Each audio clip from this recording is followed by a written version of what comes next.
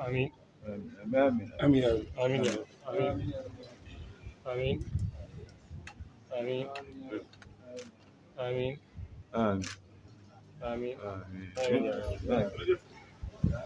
يوم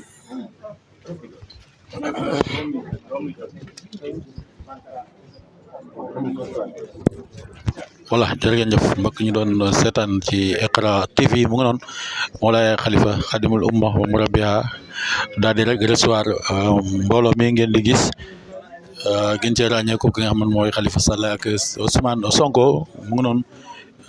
Seydi Mawlaaya Khalifa recevoir na leen waxtaan na ak ñoom ba noppi ñu ngi noonu di saafuwante ak ñoom pour rek ñu tàggatoo daal di rek voilà tàggatoo ak ñoom kon mu ngi noonu comme ni ngeen koy seetaanee rek en direct fii la ci kër Mawlaaya Khalifa Khadimul Umma wa Murabbiha voilà yàlla gis ngeen ko mu ngi noonu saafuwante ak ñoom macha allah mu noonu di saafuwante ak ñoom.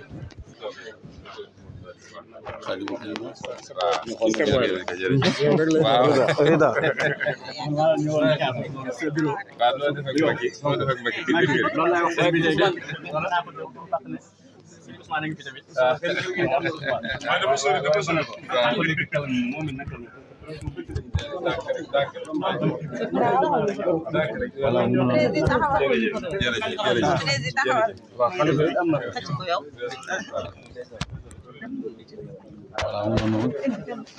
ci njabootu xalifa bi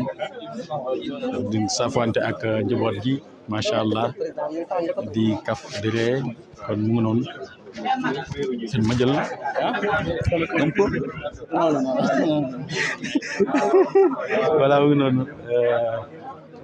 photo wu rek ak ki nga xam ne moo di Mawlaaya Khalifa Khadimul Umma wa Murabbiha maire bu Ndiédiène mu ngi noonu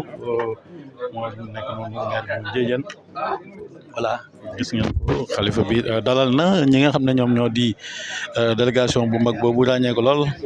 comme ni ngeen ko seetaanee ci image yi mu ngoog voilà ñu ngi profité di jël ay photo ngeen di ñu seetaan nii en direct fii ci kër xalifa bi voilà gaa ñaa ngi jël ay photo di profité ci occasion bi voilà mu nekk lu am solo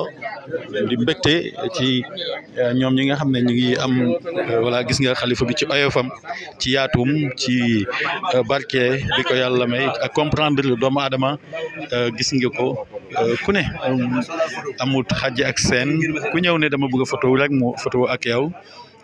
di muñ di ree macha allah loolu yëpp boo ko xoolee da nga gis ne ñu ngi ci bésu yonent bi sallallahu alayhi wa sallam waaye ci weeram muy rabiul awal di weeru gàmmu tax rek macha allah lépp loo xamante ne rek mbégte la ci ñi nga xamante ni ñoom ñoo di ñi nga xam ne ñu ngi ziare si sëriñ bi génn leen gën a dëgëralal googu la mbégte voilà gi nga takk dar yi ñu ngi noonu kenn ci ñi nga xam ne ci ñoo yor li nga xam ne moom moo di wàllu sécurité bi voilà indi matoir jóge ko foofu ci fa nga xam ne moom moo di Dakaru seen rek bokk si ñi nga xam ne dañooy escorté ki nga xam ne moom moo di Mawlaaya Khalifa Khadimul Umma wa Murabbiha macha allah voilà kon mu noonu noonu la fi amee sëriñ baa ngi noonu toog ginnaaw bi nga xamee ne recevoir na ñi nga xamante ni ñoom ñoo di délégation bu mag boobu noonu ànd ak mbégte tabarakallah gis ngeen